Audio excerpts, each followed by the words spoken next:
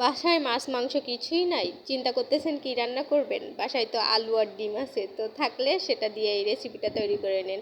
আসসালামু আলাইকুম। তো আমি এইখানে 2টা ডিম নিয়েছি সিদ্ধ করতে। তো দেখতে পাচ্ছেন আমার ডিম দুটো সিদ্ধ হয়ে গেছে। এবার আমি একটা কড়াই নিয়ে নিয়েছি, আর কড়াইতে কিছুটা তেল দিয়ে দিচ্ছি। আর ডিম ভাজার জন্য আমি এইখানে একটু তেলের উপরে লবণ দিয়ে দিচ্ছি, আর ডিমটা এরকম অর্ধেক করে কেটে লবণ হলুদ মাখিয়ে ভেজে নিচ্ছি। তো দেখতে পাচ্ছেন আমি একে একে 2টা ডিম অর্ধেক করে কেটে 4 টুকরো করে নিয়েছি, আর 4 টুকরো আমি খুব সুন্দরভাবে ভেজে নিব। তো বেশ অনেকক্ষণ ধরে ভাজবেন না, ভাজলে কিন্তু শক্ত হয়ে যাবে। জাস্ট একটু কালারটা চেঞ্জ হলে এরকম উল্টে পাল্টে দিয়ে তারপরে নামিয়ে নেবেন। তো দেখেন আমি ডিমটা কিন্তু খুব অল্প সময়ের জন্য ভাজতেছি। তো এরকম উল্টে দিয়ে তারপরে আমি ডিমটা উঠিয়ে নেব। তো এই তো দেখেন আমি ডিমটা উঠিয়ে নিচ্ছি, আর একে একে সবগুলোই উঠিয়ে নিয়েছি। এবার এর ভিতরে পরিমাণ মতো তেল দিয়ে দিব। তো এর ভিতরে আমি পরিমাণ মতো তেল দিয়ে দিচ্ছি, আর একটা পেঁয়াজ কুচি দিয়ে দিচ্ছি। তো পেঁয়াজটা খুব সুন্দরভাবে আমি ভেজে নেব। তো নেড়ে চেড়ে খুব সুন্দরভাবে আমি পেঁয়াজটা ভেজে নিচ্ছি, আর এর ভিতরে রসুন আদা আর কাঁচামরিচ বাটা দিয়ে দিচ্ছি। তো সব আমি একসাথে বেটে নিয়েছিলাম, এর জন্য আমি একসাথেই বলে দিলাম। তো আমি নেড়ে চেড়ে মশলাটা খুব সুন্দরভাবে ভেজে নিব, যাতে মশলার কাঁচা গন্ধটা না থাকে। তো আমি বেশ কিছুক্ষণ ধরে ভেজে নিয়েছি। এর ভিতরে এরকম সরু সরু করে কেটে রাখা বা কুচিয়ে রাখা আলুগুলো দিয়ে দিচ্ছি। আর এত সরু করে কেটেছি যাতে অতি দ্রুত সিদ্ধ হয়ে যায়। তো দেখেন আমি আলুটা আমি খুব সুন্দরভাবে মশলার সাথে কষিয়ে নিচ্ছি। তো বেশ অনেকক্ষণ ধরে আলতো হাতে আলুটা কষিয়ে নেব, আর এই কষাতে কষাতে কিন্তু আলুটা অর্ধেক সিদ্ধ হয়ে যাবে।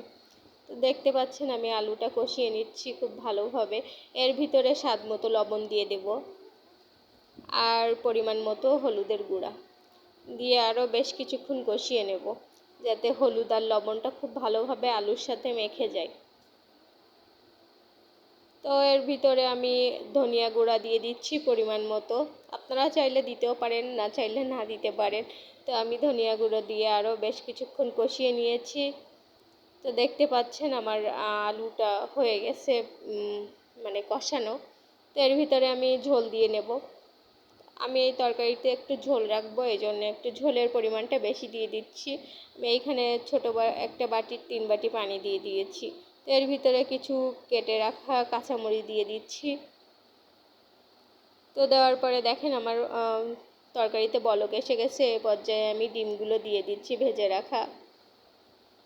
তো ভেজে রাখা ডিমগুলো দিয়ে আমি একটু নেড়ে দিব। আর আমার তরকারিটা কিন্তু প্রায় হয়ে এসেছে। দেখতে পাচ্ছেন আমি একটু ঝোল কমাবো। তো এই তো দেখেন আমি জিরা মরিচ দিয়ে তরকারিটা নামিয়ে নেব। ঝোলটাও আমার কমে এসেছে, এর থেকে কমিয়ে নিলে আর কি শুকনো শুকনো হয়ে যাবে। তো আমি এ পর্যায়ে তরকারিটা নামিয়ে নেব। অনেকে ভাবতেছেন যে এত সহজ রেসিপি, এটা তো আমরাও পারি। তো হ্যাঁ, আমি জানি আপনারাও পারেন, কিন্তু আমার কাছে সহজ মনে হয়েছে বা আমি এমন করেই করি, এজন্য আপনাদের সাথে মনে হলো শেয়ার করি, এই জন্য করলাম। তো এতক্ষণ সবাই আমার সাথে থাকার জন্য সবাইকে ধন্যবাদ। তো আমি আবারও বলছি, আমার চ্যানেলটা নতুন আর আমি ইউটিউবে নতুন, ভুল ত্রুটি হতেই পারে, তো ক্ষমার দৃষ্টিতে দেখবেন। আর কোথায় ভুল হয়েছে অবশ্যই কমেন্টে জানাবেন। আল্লাহ হাফেজ।